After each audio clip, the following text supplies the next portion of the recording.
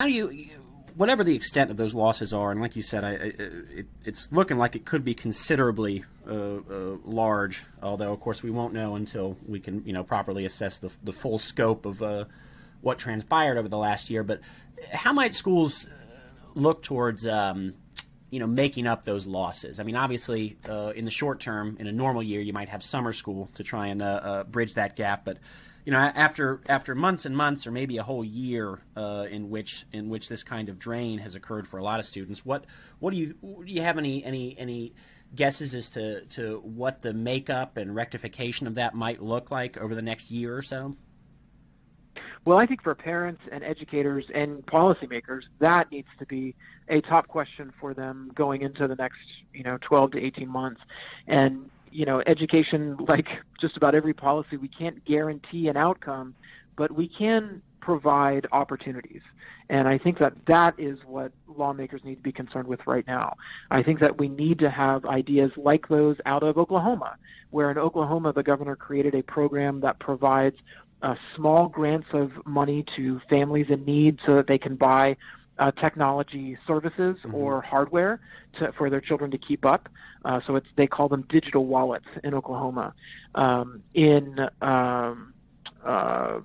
states like Arizona, North Carolina, Florida, they have a number of different private scholarship options as well as education savings accounts where parents can buy multiple products and services at the same time with the money that was otherwise would have been set aside for their child in the education system. It's things like this that allow parents to look outside of a closed school and try to figure out, okay, how else can I provide resources for my student right now? Because there are a great many options today, right? I mean, this is the 21st century. You can find a tutor via Skype, right?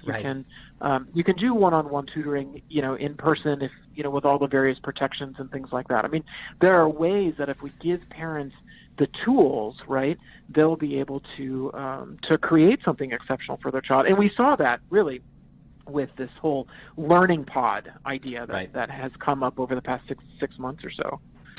Yeah, and so that's, certainly it seems like as bad as this is, we've probably, the U.S. economy and sort of the innovation economy and the technology sectors have never been better poised to sort of make up what's been lost, where in past years if something like this had happened, it might have been a truly kind of Herculean effort to bridge these gaps.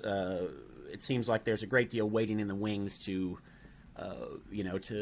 help students catch up where before they might have just lagged behind indefinitely. And in that regard, what do you see as the potential long-term changes to the education economy in the United States coming from this? Now, obviously, you said there's a great deal of technological know-how and innovators and non-alternative modes of educating children waiting to make up what's been lost. But in the longer term, I mean, for instance, we're seeing what appears to be a sharp uptick in homeschooling across the country.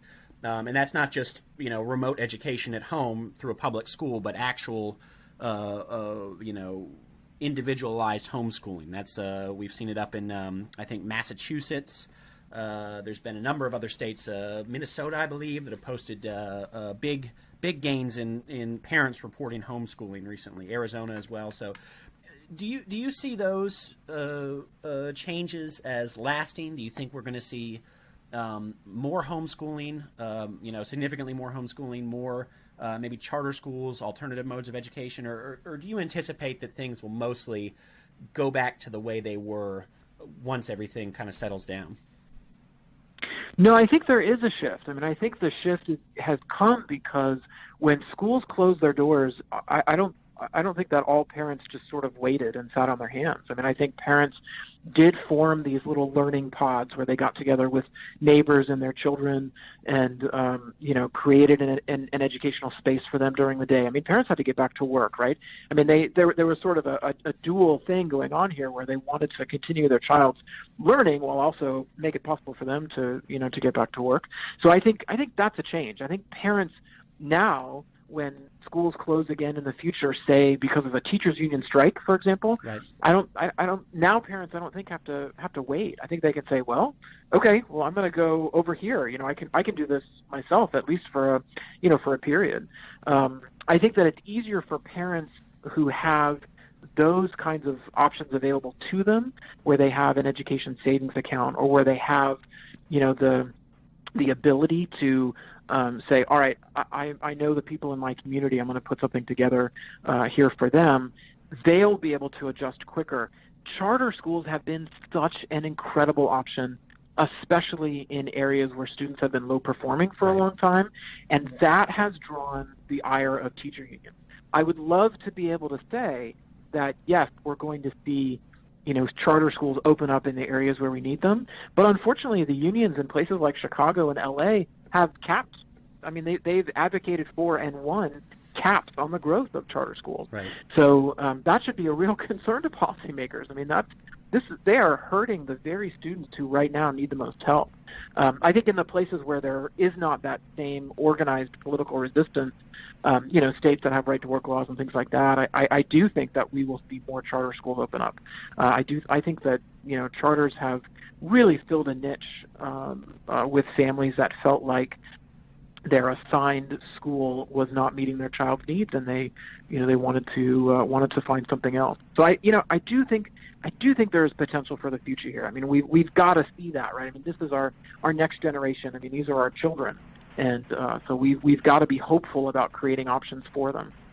Yeah, certainly in past times of national economic or social difficulty, we have seen emergences of new paradigms and new ways of doing things that have led to greater circumstances and opportunities than before. So there's not a whole lot of reason to think this won't be different. These are really difficult times for a whole lot of people, but there's good hope that will emerge on the other side a lot stronger, particularly in the areas of education. As like you pointed out, I think the circumstances surrounding this pandemic have exposed a lot of weaknesses in our current educational paradigms that we're probably going to look to rectify as we move on. So we'll be keeping a close eye on that and hoping things turn out right sooner rather than later. Jonathan, thank you so much for coming on. We really appreciate you sharing this with us, and we hope you keep up the good work.